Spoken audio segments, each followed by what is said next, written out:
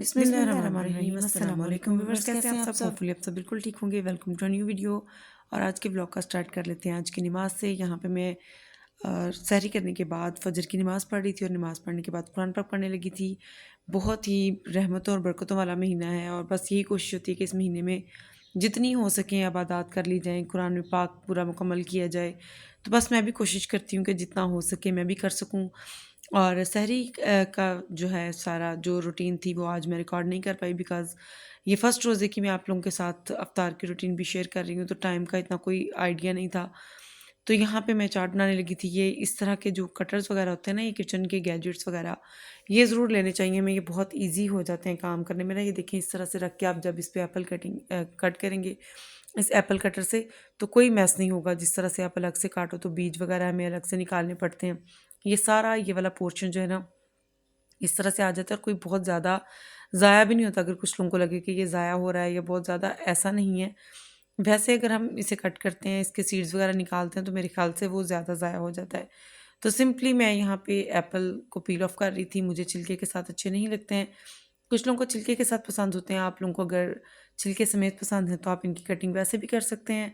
और आप लोगों ने कमेंट्स में बताना है कि आप लोगों ने फ़र्स्ट इफ्तार में क्या बनाया था। बस अल्लाह ताला से यही दुआ है कि सब लोगों के दस्तरख़्वान अल्लाह ताला अच्छे-अच्छे खानों से भरा रखे और बस ये इस महीने की रहमतें और बरकतें हम सब मिलके समेट पाएँ।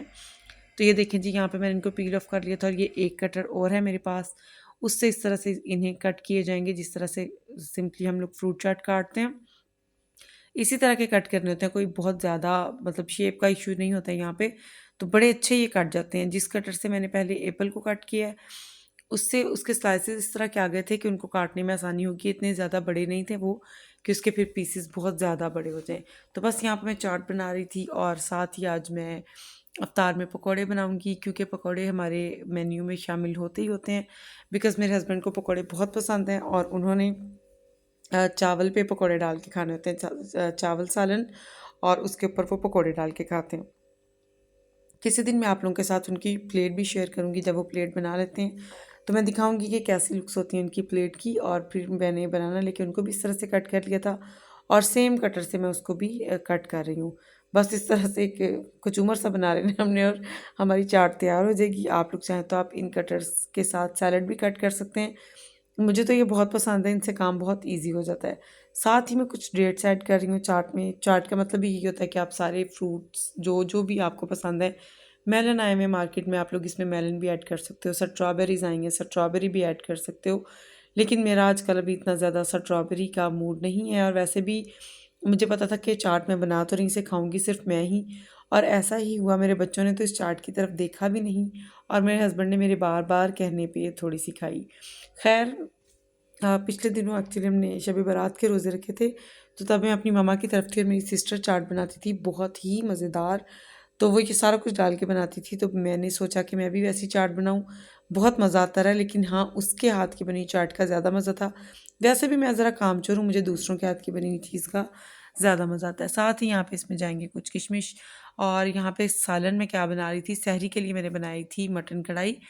और सहरी में खाने के बाद अब मेरा दिल कर रहा था कि उसको कुछ चेंज किया जाए, बिकॉज़ अफ्तार में हमने चावल ही खाने होते हैं। बिकॉज़ मेरे हस्बैंड को चावल पसंद है और वो चावल ही खाते हैं। तो डेली बेसिस पे तकरीबन रमज़ान में फिर हमारे घर अल्हम्दुलिल्लाह चावल बनते हैं माशाल्लाह से। तो बस इसी कढ़ाई में मैंने क्या किया, चने बॉयल करके मैंने वो शामिल कर दिए हैं और ये इसका मैं बनाने लगी हूँ चने गोश्त। और चने इसमें ऐड करने के बाद अच्छे तरीके से इसकी भुनाई कर लेंगे। जब तक कि इसकी मैं भुनाई कर रही थी, दूसरी तरफ मैंने चावल के लिए तड़का भी रख दिया था, क्योंकि इसके साथ हम ब्राउन राइस बना रहे हैं। और यहाँ पे ये देखें जी, ये भी अच्छे तरीके से इनकी बुनाई हो चुकी है। इसमें थोड़े से मैंने स्पाइसेस और ऐड कर दिए थे, क्योंकि अब क्वांटिटी ज़्यादा होगी तो फिर इस तरह से। और साथ ही यहाँ पे मैंने ऑयल को गर्म होने के लिए रख दिया था पकौड़ों के लिए। और पकौड़ों की कटिंग और जो मैंने मटेरियल बनाया वो आज मैं आप लोगों के साथ शेयर नहीं कर पाई। और यहाँ पे एक शिफ्ट के पकौड़े निकल के आ चुके थे और मैंने जल्दी से दस्तरखान सेट कर दिया था, बिकॉज़ मेरे बच्चे कह रहे थे कि हमने टेबल पे खाना नहीं खाना है, हम दस्तरखान पे खाएंगे। और ये हैं जी चाट के कुछ फाइनल लुक्स। चाट में मैंने एक ऑरेंज भी डाल दिया था और कुछ बादाम डाल दिए थे। और साथ ही यहाँ पे चावल और ये सालन की भी चने गोश्त की आप लोग फाइनल लुक्स देख सकते हैं। आप लोगों ने बताना है कि आपको मेरी अफ्तार की रूटीन कैसी लगी और आप लोगों को मेरा अफ्तार का मेन्यू कैसा लगा। इंशाल्लाह आने वाली सारी रोज़ों में आप लोगों के साथ अपना मेन्यू शेयर करते रहेंगे। और उसके बाद मैंने लॉन्ड्री की हुई थी और कपड़े मैंने उतारने थे छत पे। आके समेटने थे तो मैं चाय लेके ऊपर आ चुकी थी और आजकल ये वाले हार्ट बीट्स बहुत ज़्यादा मेरे फेवरेट हुए हैं। आप लोगों ने बताना है आपको कैसे लगते हैं। चैनल को सब्सक्राइब कर देना है, अपने वीडियो को लाइक कर देना है। मिलते हैं अपनी नेक्स्ट वीडियो में। आप तब तक के लिए अपना बहुत सारा ख्याल रखिएगा और हो सके तो मुझे दुआ में याद रखिएगा। टिल देन अल्लाह हाफिज़।